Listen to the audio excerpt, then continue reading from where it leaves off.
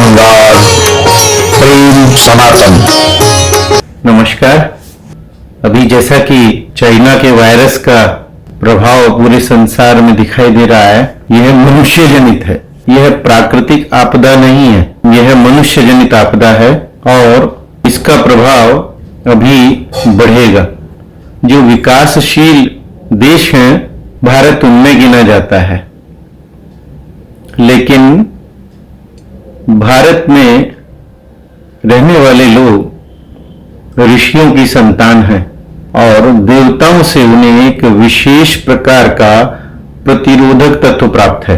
तो भारतीय प्रतिरोधक क्षमता विश्व के दूसरे हिस्सों में रहने वाले मनुष्य से भिन्न है और उसका इसको लाभ होगा।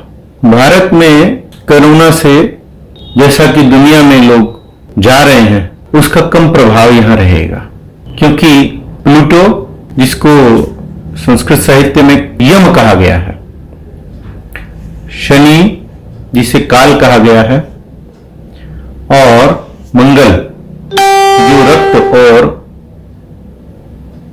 उत्साह ऊर्जा का प्रतीक है, ये मकर राशि में है। और इसी मकर राशि में कफ के स्वामी गुरु अपनी नीच रश्मियों की अवस्था में है, तो रोग तो होगा, कफ से संबंधित होगा। क्योंकि नीच के जो लक्षण वहां प्रकट होंगे, नीच दृष्टि के, मकरस्थ गुरु जो हैं वो अच्छे नहीं है। वो जो मनुष्य मात्र पर उसका प्रभाव होगा, वो कफ से संबंधित रोगों का होगा। हमारे वैदिक साहित्य में उल्लेख आता है, शुक्राधत्तम बलम पुंसाम मलाधत्तम ही जीवनम। यह जो जीवन है, यह मल पर आधारित है और हमारा जो बल है वह शुक्र पर आधारित है।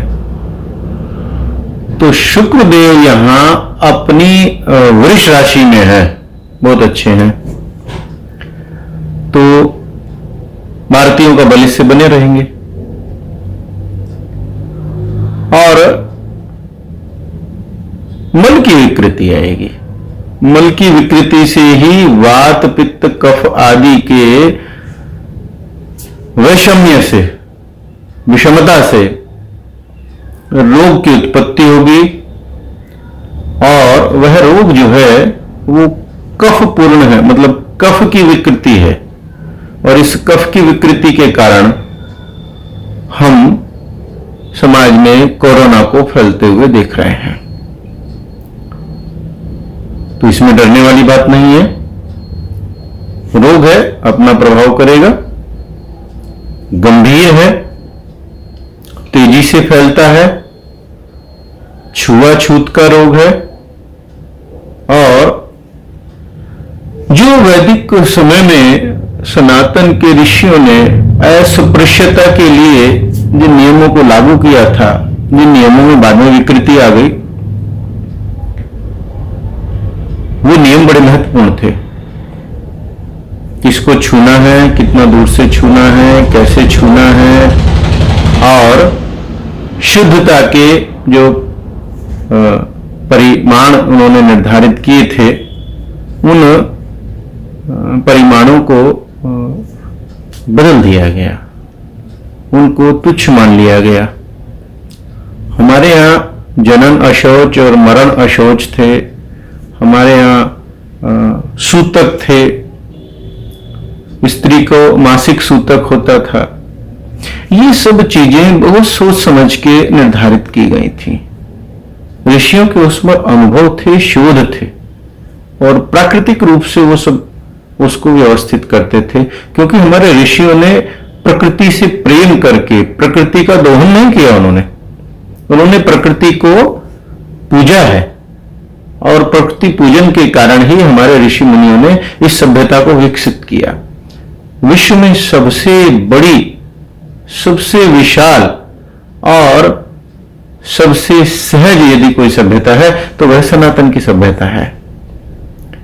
तो हम सनातन की सभ्यता के अनुकरण में रहें, उसकी शरण में रहें, निश्चित रूप से सुरक्षित रहेंगे। सनातन में ऐसे लोग पहले भी आए हैं जिनका सनातन में उपाय हुआ है,